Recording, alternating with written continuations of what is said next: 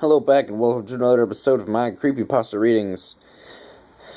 Well, in the last episode, I had said that I was going to make one right after, and I planned on doing it, but it was going to be really long, and I was going to link it in the same video, but then I found out how long the next one was, and so I tried reading that, but I got 15 minutes into the video, and I was not even halfway done with the story, so I just decided to give up on it. Actually, no, I was 19 minutes in. Matter of fact. Anyway, so I just found an easier creepypasta to read. This one's not as long. I'm assuming it has something to do with SpongeBob, because it's called Squidward Suicide. And it even has a video at the bottom, which I'm going to watch for you. I mean, you're not going to get to see it, because you're not cool enough. Apparently in the comments they said that some faggot said, sorry, I didn't say faggot, I'm gay too. But not in a gay way. I'm not gay. Somebody said that it scared them and they had to turn it off a few seconds in. So I think this is going to be pretty cool. But let's get started. I just want to start off by saying, if you want an answer at the end, prepare to be disappointed. There just isn't one. My kind of story. Ones that don't have endings. I was an intern at Nickelodeon Studios for the year of 2005. Aren't you cool? For a degree in animation. I wasn't paid, of course. Most internships aren't. But it did have some perks beyond education. To adults, it might not seem like a big one, but most kids at the time would go crazy over it. Like sucking SpongeBob's dick. Oh, by the way, the hat is to keep the hair out of my face. You're welcome.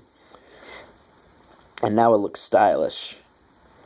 Now, since I work directly with the editors and animators, I got a new view of the episodes days before they aired. I'll get right to it without giving too many unnecessary details. Thank you! It was very recently made, they had very recently made the SpongeBob movie, and the entire staff was somewhat sapped of creativity, so it took them longer to start up the season, but the delay lasted longer for more unsettling reasons.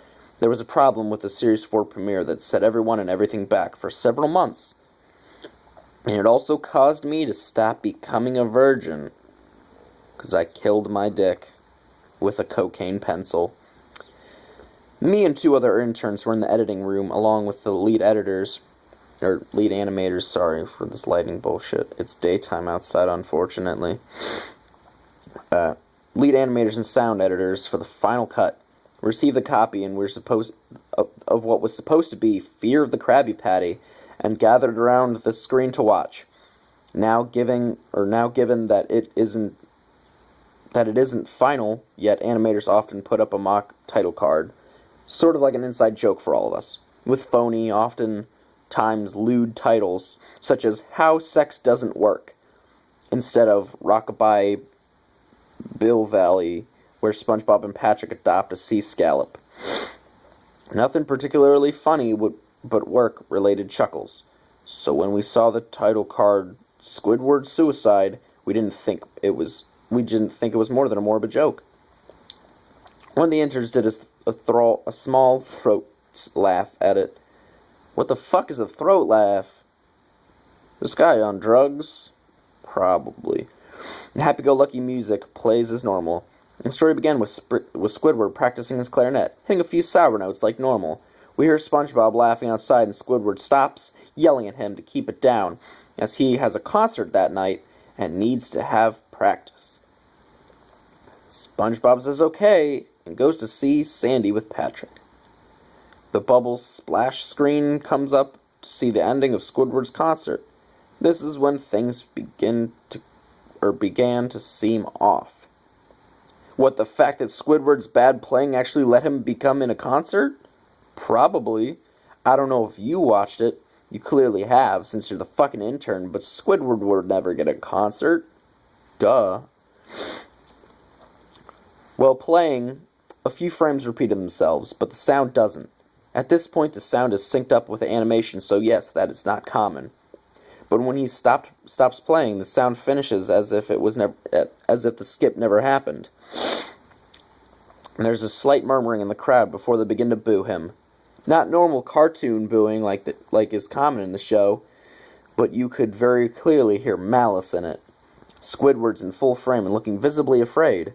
A shot goes to the crowd, or the shot goes to the crowd with SpongeBob in the center frame, and he too is booing, very much unlike him.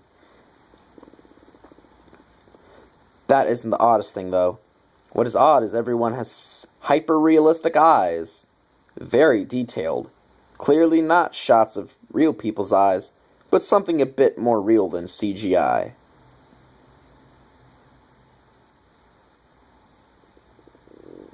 I don't know what to say. What do you want from me? This is bullshit, that's what. Hyper-realistic eyes in the SpongeBob episode? You mean like what they do a lot? As a joke? The pupils were red. Some of us looked at each other, obviously confused. But since we weren't the writers, we didn't question its appeal to the children yet. Did nobody question? Did, they actually plan this episode out then? What did the lead animators not say, hey, this isn't what we made? The shot goes to Squidward sitting on the edge of his bed, looking very forlorn. The view out of his porthole window is of the night sky, so it isn't very long after the concert. The unsettling part is at this point, there is no sound. Literally, no sound. Not even the feedback of the speakers in the room. It was as if the speakers were turned off, though their status showed them working perfectly. Maybe one of them is poisoned or paralyzed. Get your hyper potion out. We gotta win, Pikachu. Dilly dilly dilly dilly. That wasn't a very funny joke, I'm sorry. He just sat there, blinking in this silence for about 30 seconds. Then he started to sob softly. He put his hands, tentacles, over his eyes and cried quietly for a full minute more. Well, all the while, a sound in the background very slowly growing from nothing to barely audible. It sounded like a slight breeze through the forest. There's no trees in the bottom of the sea. The screen slowly begins to zoom in on his face, which is now covered by hands, so it couldn't show his face. By slow, I mean only noticeable if you look at shots 10 seconds apart, side by side. His sobbing gets louder, more full of hurt and anger. When I cry, I'm never angry. I'm usually sad. The screen then twitches a bit, as if it twists in on itself and for a split second, then back to normal. The wind through the trees sound gets slowly louder and more severe, as if a storm is brewing somewhere. The eerie part is this sound, and Squidward sobbing, sounded real. You mean like in TV shows? It's supposed to sound real, you idiot. The eerie part of this sound and Squidward sobbing sounded real, as if the sound wasn't coming from the speakers, but as if the speakers were holes the sound was coming through from the other side. You mean like speakers! Oh! It all makes sense now. You're an idiot. As good as sound as the studio likes to have, they didn't purchase the equipment to be that good to produce sound of that quality. Below the sound of the wind and sobbing, very faint. We're bringing up more sounds now to put in the fruit salad of sounds. This happy stuff is not working for me. Very faint sounded like laughter. It came in at odd intervals and never lasted more than a second, so you had a hard time pinning it. But you obviously know. We watched the show twice, so pardon me if things sound too specific, but I've had time to think about it. After 30 seconds of this, the screen blurred and twitched violently, and something flashed over the screen. It was a single frame was replaced. The lead animation editor paused and rewound frame by frame. What we saw was horrible. It was a still photo of a dead child. Oh. couldn't have been more than 6, because clearly you can carbon date things with your mind. The face was mangled and bloodied. One eye dangled over his upturned face. Popped. He was naked down to his underwear. This is this guy's sick fantasy, I'm guessing. His stomach crudely cut open, and his entrails laying beside him. He was lying on some pavement that was probably a road, as most pavement is. The most unsettling part, besides from the dead child,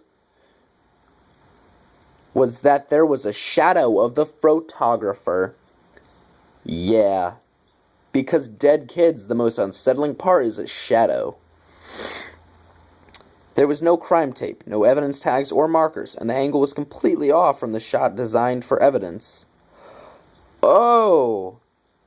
He clearly is also a detective, so he knows what crime scene photos are supposed to look like. It would seem the photographer was the person responsible for the child's death. Bullshit. We were of course mortified, but pressed on, hoping that it was just a sick joke. Hilarious. The screen flipped back to Squidward when we pressed play again. I just added that part in.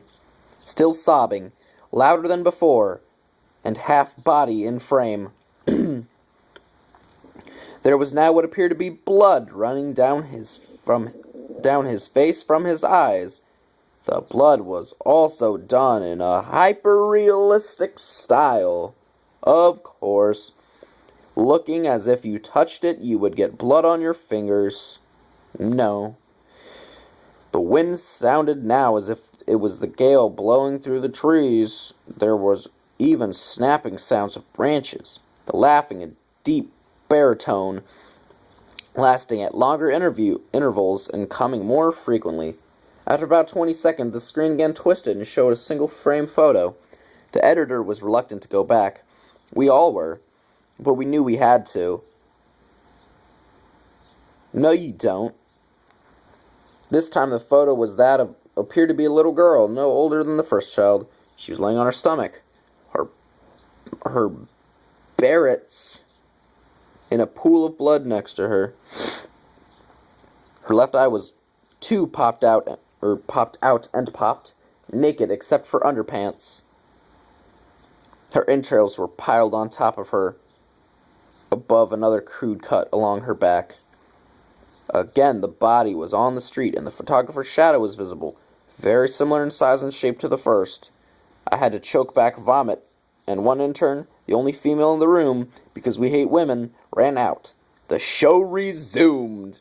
Because why the fuck not? About 5 seconds after this second photo played, Squidward went silent, as did all sound, like it was when the scene started.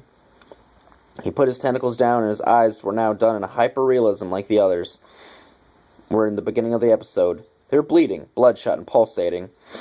He just stared at the screen as if watching the viewer. After about 10 seconds, he started sobbing, this time not covering his eyes. The sound was piercing and loud. The most fear-inducing of all is his sobbing was mixed with screams. Tears and blood were dripping down his face at a very heavy rate.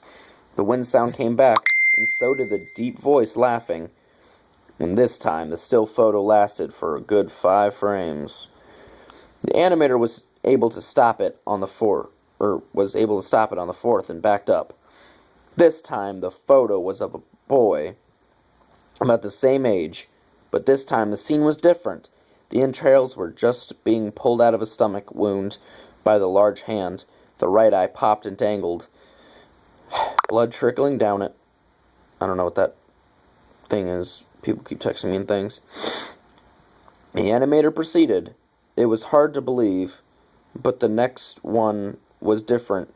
But we couldn't tell what. He went on to the next. Same thing.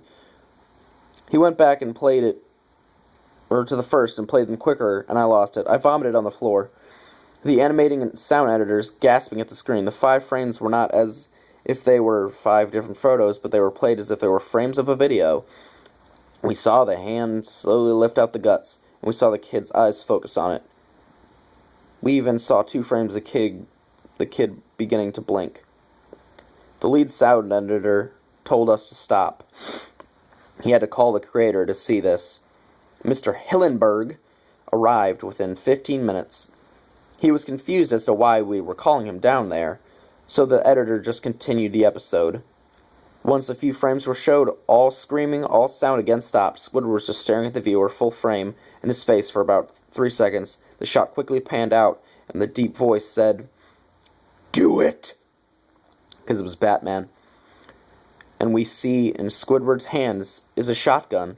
He immediately puts the gun in his mouth and pulls the trigger. Realistic blood and brain matter, of course, splatters on the wall behind him and his bed, and he flies back with the force.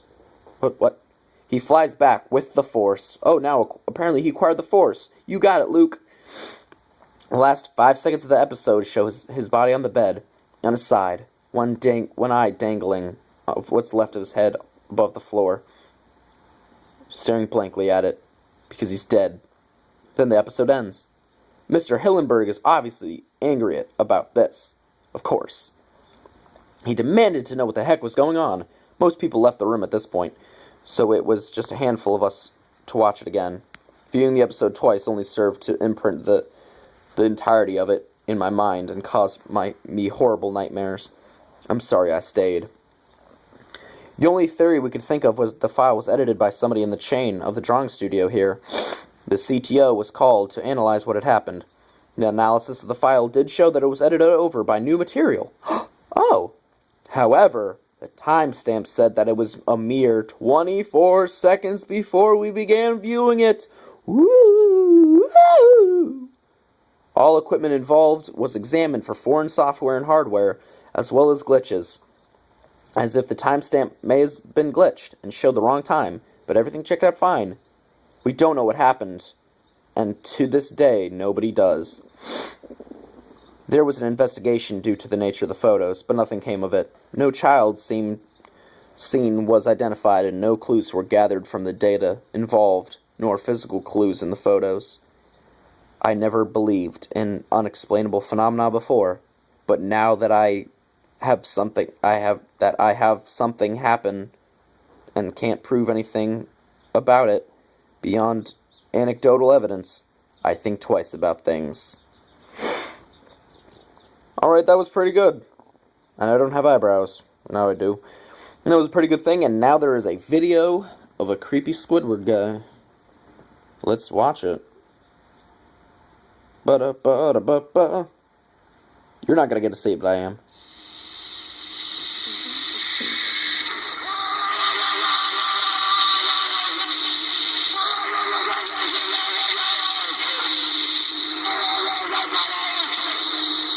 He's staring at me.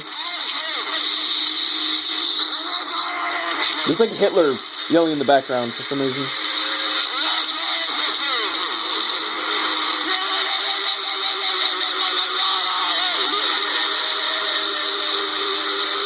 This isn't the actual episode.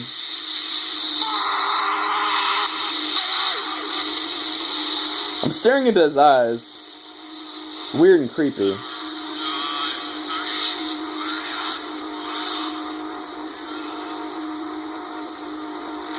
Am I being hypnotized right now? I cannot tell.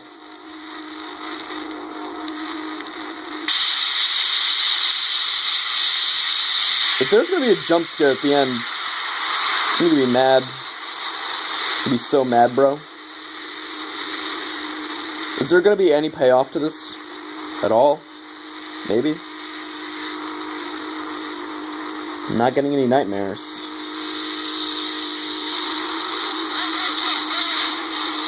All I'm hearing is like Fidel Castro yelling in the background. And he's staring at Squidward's creepy ass eyes. Oh, now it went upside down, and now it went back. Terrifying. All the suspense that was in my body about this is gone now.